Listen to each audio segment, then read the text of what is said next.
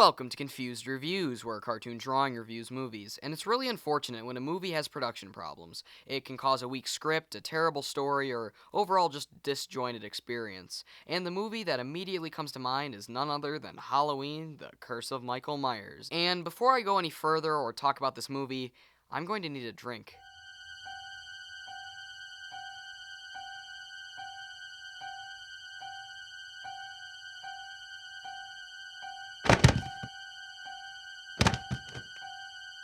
What the hell? Why am I tight? Whoa! Michael? It's great to see you and all, but whatever you do, don't kill me. I've got a lot of shows in my Netflix queue I gotta get to. Never mind. I really don't want to. Fine. Halloween, The Curse of Michael Myers is an interesting study. After the mediocre and below average Halloween 5, plans for a sixth installment were being helmed by screenwriter and longtime fan Daniel Farrands. He also did a lot of research regarding the retarded thorn tattoo that they just threw into Halloween 5, and Farrands' script was highly regarded by most of the crew, so good in fact that it caused veteran Halloween actor Donald Pleasence to return, saying it was the best since the 1978 original. But while care, effort, and passion was being poured into the script for Part 6, a series of legal battles over the rights to the series caused the movie to be delayed for 6 years, until finally being bought by Dimension Films. And after all that legal crap was done and a supposedly terrifying script was completed, it was completely changed. In fact, it was rewritten many times, and after 1,000,000 to 1 odds, the movie was completed. And in case you thought it was smooth sailing and post-production went fine, fuck you. Nope, in fact, they couldn't even pick a title, as shown in some of the early trailers displaying the title Halloween 666, The Origin of Michael Myers. Which, in my opinion, is way better than Halloween, the cliched adjective of Michael Myers. I mean, The Curse of Michael Myers? The subtitle was first coined on set because of the movie being cursed, and of course, they fucking used it. But maybe worst of all, the test screenings did poorly, stating that they didn't like the ending, which then caused them to reshoot not only the ending, but over 20 minutes of new footage, which also caused the movie to have many gaping plot holes that couldn't be resolved. They also couldn't get Donald Pleasence back to reshoot his parts and the ending because he fucking died. And even more disrespectful to the man that made even the weaker Halloween movies at least watchable, with those reshoots added into the movie, it replaces almost all of Loomis's scenes. And you want to know why this happened? Now, you may want to move any sharp objects away from you before I say it. You're good? Okay. It's because the audience of the test screenings were for 14-year-old boys. That's right, the reason the theatrical cut has less Loomis, unbearable plot holes, and one of the worst endings in cinema's history was because it was being shown to an audience that couldn't even legally get into the fucking theater. So basically, after all that shit, they basically took the movie, shredded it, taped the tiny pieces together wherever they felt like, and released it to the masses, with each ticket displaying a giant middle finger. Oh, and in case you didn't know, an alternate cut of the film surfaced known as Halloween 6, the producer's cut, which shows the original movie and how it was before, and I'll periodically cut to that movie to compare because it's regarded by Halloween fans as one of the greatest things ever. And to fully illustrate my point, Teen Wolf 2, one of the worst movies ever made, and also one I've tackled before, has a 7% on Rotten Tomatoes, and this movie has 6%. And I know, online critics are relentless to horror movies, as shown by countless examples, but I still think it fits. Okay, enough setup, let's jump right into the movie and just experience this thing together. This is Halloween, the attack of Michael Myers. I mean, the vengeance of Michael Myers. I mean, the curse of Michael Myers. Oh wait, that's the actual title. Roll the movie. So the film begins with this.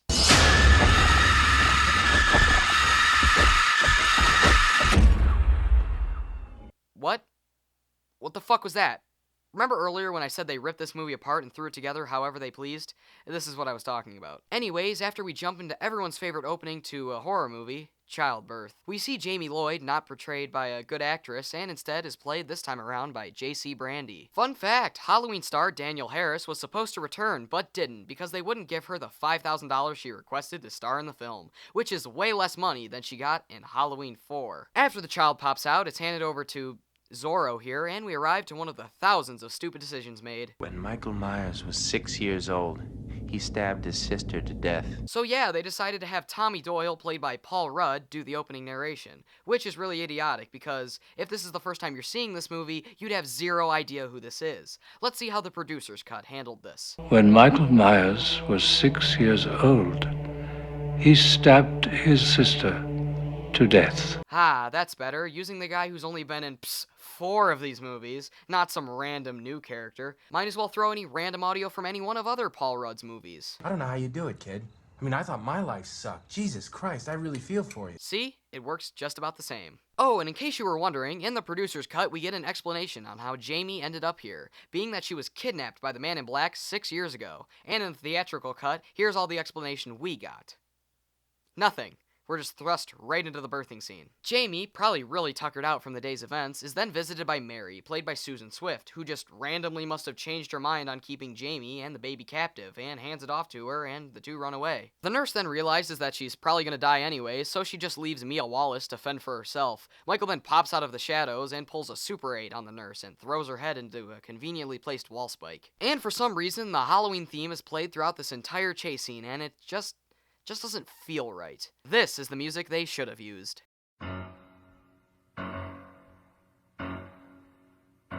She flees to a truck owned by Harry Dunn here, but even he can't survive the opening credits. Jamie drives off, hopefully to find a better movie, and we bounce over to Danny, played by Devin Gardner, who is awoken from his dream by more sloppy editing. It was actually the Man in Black, but he screams for help and is saved by Kara, played by Marianne Hagan. What is it, baby?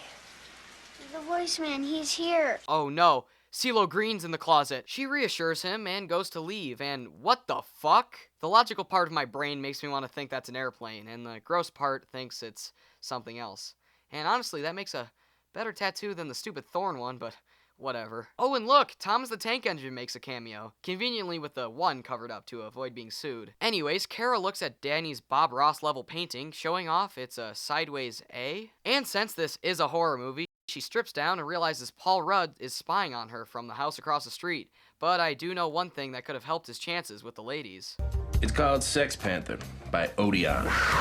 It's illegal in 9 countries. 60% of the time, it works every time. We then realize he's one of those guys who appears on Art Bell's radio show, and he explains his experience with Michael. I was only 8 years old when I saw him, but I was one of the lucky ones. Deciding to have him play Patrick Bateman in this movie was an interesting choice indeed. We then bounce over to the only semi-saving grace of this movie, Dr. Loomis, played for the final time by Donald Pleasence, and we see what he's been up to for the last 6 years. Barry, what happened to that psychiatrist of his, Loomis? I heard the old quack was dead. What, are you looking Not dead. for? You know, maybe... Just very much retired. You are retard. I'm so sorry. Oh, and Dr. Wynn, played by Mitch Ryan, stops by Loomis's house for a chat, and you may have noticed that Loomis's face scars from 4 and 5 have magically disappeared. But to find out what happened to them, you'd have to watch the producer's cut. I had surgery, plastic surgery, skin grafts. You know, maybe you shouldn't cut out a scene from your movie that would otherwise create a giant plot hole and continuity error. Oh, and Jamie stops off at a bus station, and instead of calling the cops, she decides to call the radio station, that just so happens to be playing at all 3 of the central characters' locations. Awesome. And back with Loomis and Wynn, he's trying to get Loomis to return to Smith's Grove, because in case you need a refresher, Terrence Wynn was the guy in the original who said that Michael couldn't drive, and so they just threw him in this movie because it hasn't shit on the original enough already. Jamie then acts very vague and hangs up before anyone can even help her. She then decides to hide in a bathroom as Michael desperately tries to find an open stall because he had White Castle for lunch. By the time Michael reaches Jamie's stall, she's already escaped through the back door. What bathroom stall has a fucking door in it? I could kind of get it having maybe a vent, but a full door? What? Jamie hits the road again after that quick detour and is run off the road by Michael because remember, he can drive. She crashes into a stack of silver shamrock masks and wanders into a barn. She paces around for a while until Michael picks her up and throws her onto some farm equipment. And in case you were wondering why she has such an over-the-top death, that's because it was reshot, and her original death consisted of her being stabbed. Only being stabbed. But she survives. I guess that wasn't gory enough for the 14-year-olds.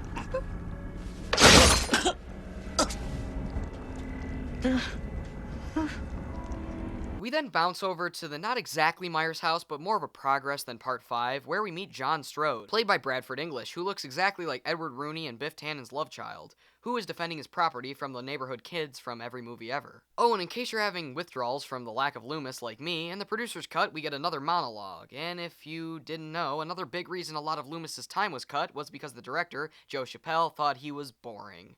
I can feel his evil heart beating. Well, to him I say, fuck you! Fuck you! Back at the Myers house that, ironically enough, now houses the Strode family, we meet Deborah Strode, played by Kim Darby, and we see they're all one big happy family. Oh yeah, that's it, Deborah. Just keep slipping her the cash. Yeah, she probably has a lot of royalties from being the mom in Better Off Dead. Another fun fact, John and Deborah here are named after the legendary John Carpenter and Deborah Hill, because movie. Jeez, I didn't realize I popped in the remake. We pan down to see Dewey here has pulled a knife on John, but again, to get the full story, watch the other version so you know that he was hearing voices, witnessing the abusive bullshit, and seeing Mikey before he decided to snap. Again, great choice of something to cut out of the movie. The two leave and meet up with Beth, played by Mariah O'Brien, but quick, watch out!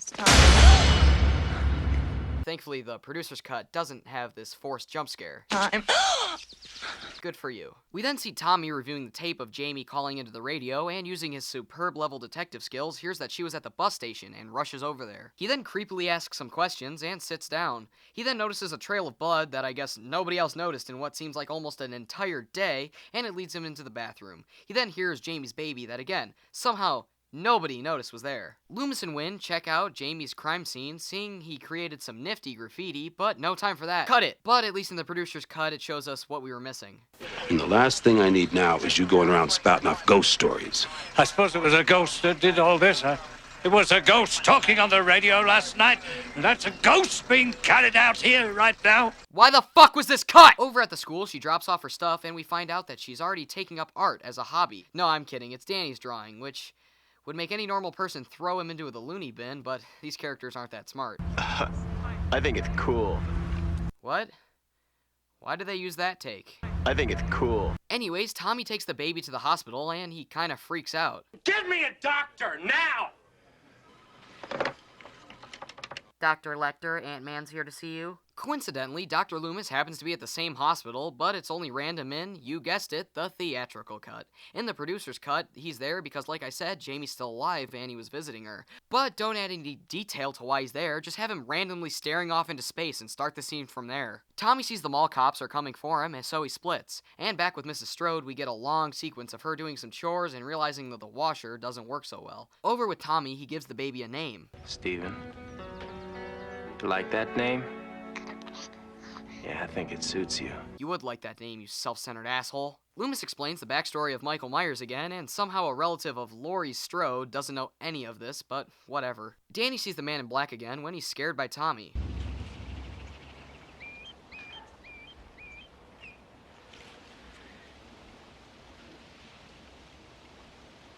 Sorry. Well, that was awkward. Anyways, back at the house, Deborah tries calling John and tells him about the newfound information, and John, being the dick he is, moved his family into the house because it would have never been sold because of all the things that have happened there. Can he die already? She awkwardly stumbles around the backyard trying to escape the maniac, but Michael hates True Grit and kills her. Man, this movie is... he's... gone. This is my chance.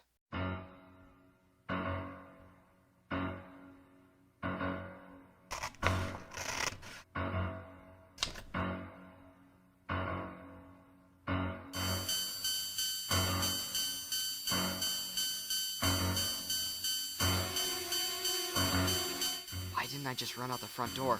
Oh, right, I needed a drink. Oh, shit.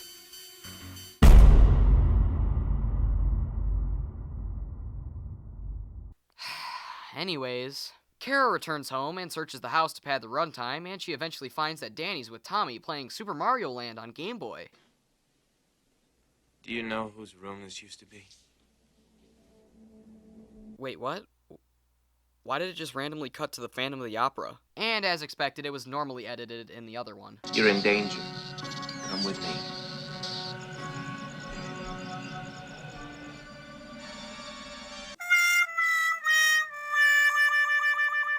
They head over to Tommy's house and Danny sees Michael outside.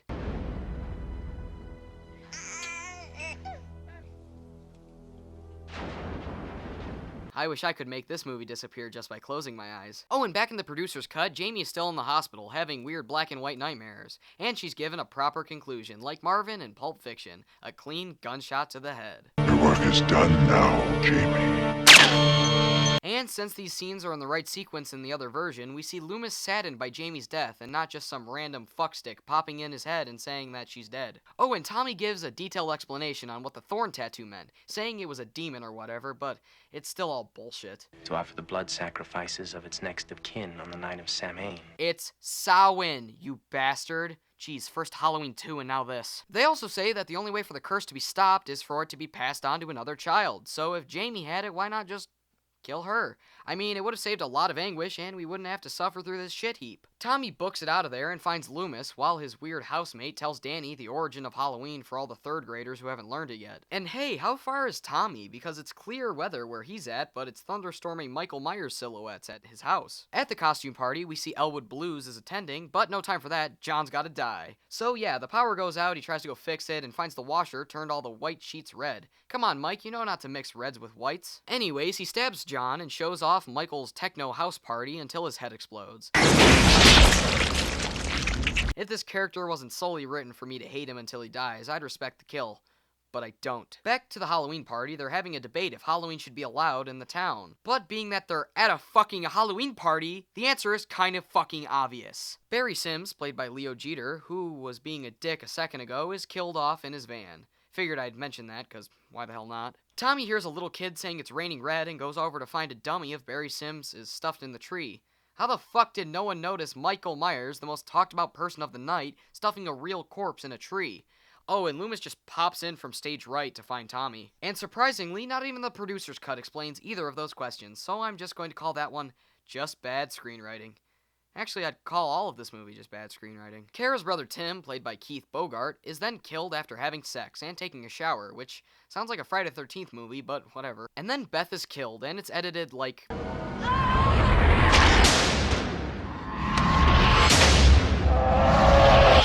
Someone used Final Cut Pro for the first time and discovered all the different colored filters. And in the producer's cut, it...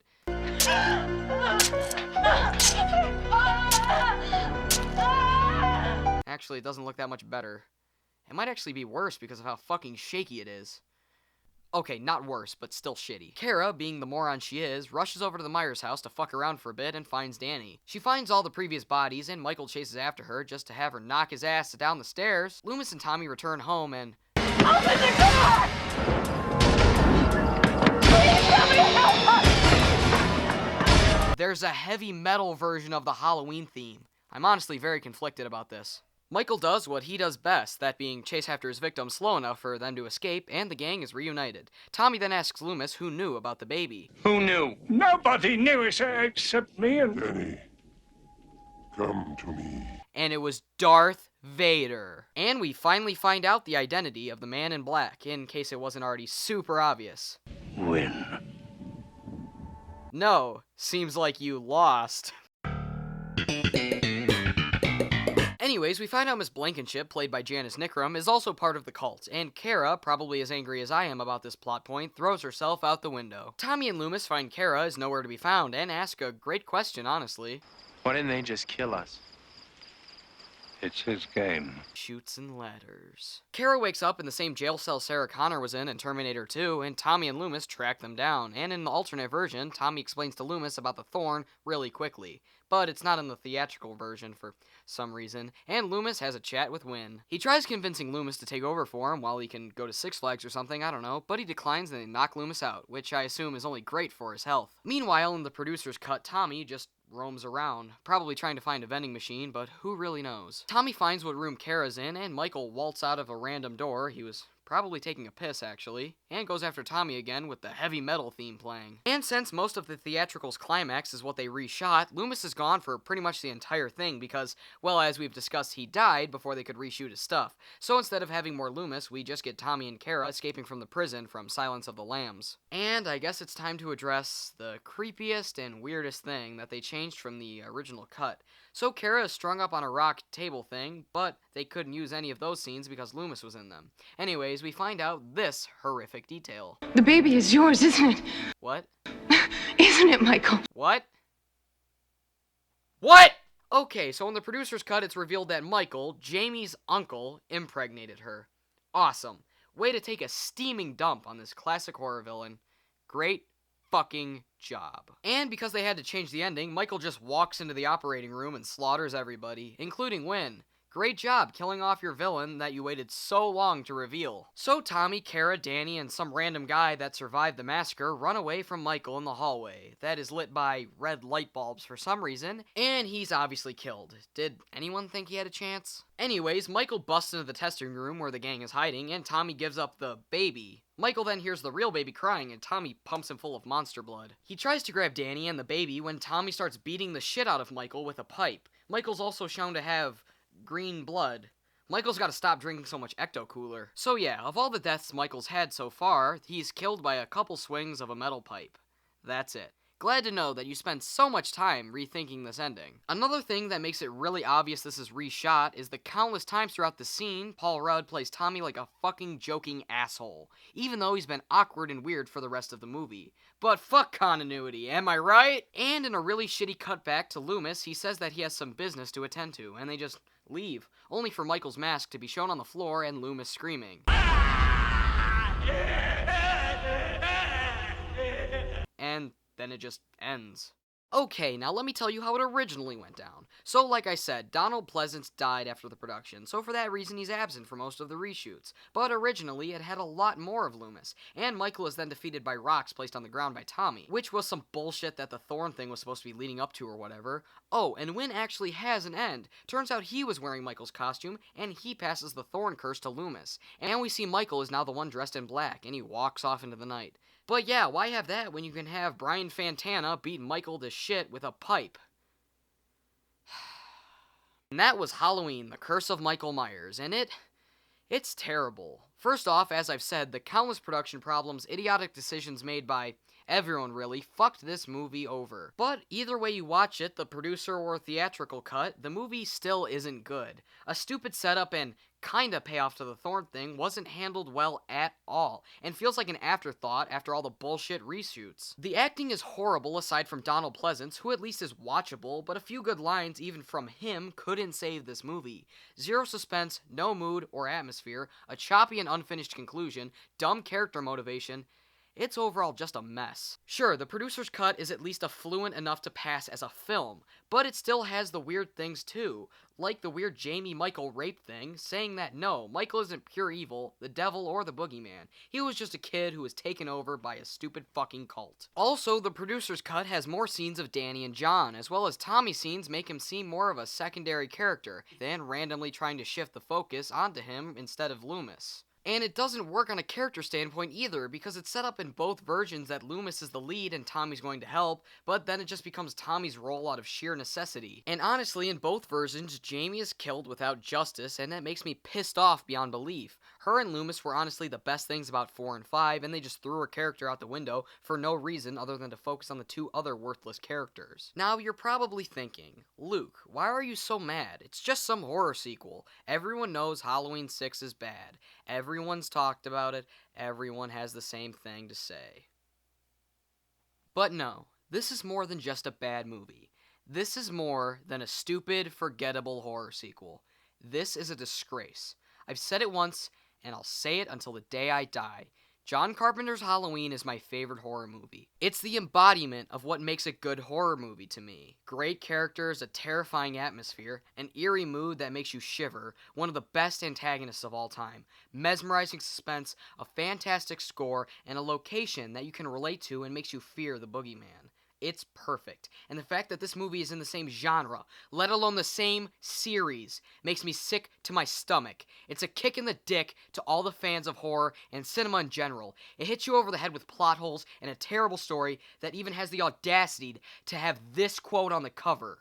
I honestly can't stand this movie. It makes me angry just thinking about it, and the fact that people to this day enjoy this movie baffles me. And in all honesty, I'm glad people can enjoy this movie. But for me, it's a terrible excuse for a movie with no worth whatsoever. I loathe the day I set my eyes on watching it. I feel bad for the people who have this movie on their resumes. And worst of all, I feel bad for Donald fucking Pleasence. One of the greatest actors of all time has his last movie listed as Halloween, the Curse of Michael Myers.